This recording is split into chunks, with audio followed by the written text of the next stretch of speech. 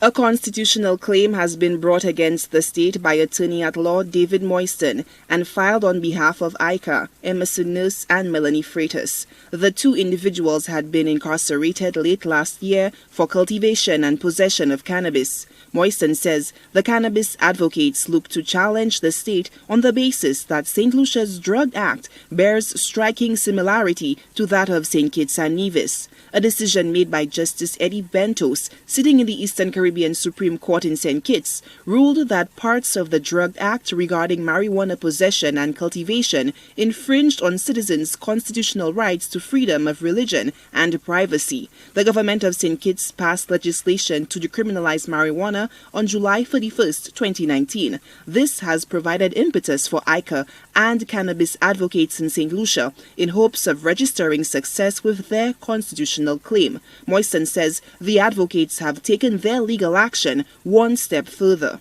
We also filed an application for an injunction prohibiting the police from arresting and charging anyone for the possession of or cultivation of cannabis, which is allied to the claim, that application.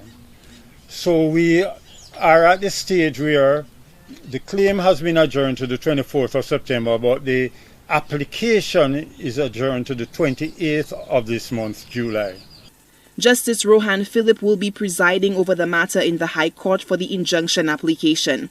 Moiston says the cannabis advocates continue to keep their ears to the ground and are of the belief that future actions by the government may dictate the success of the injunction. I'm getting some indication that some action may be taken by the government of the day which may affect the application.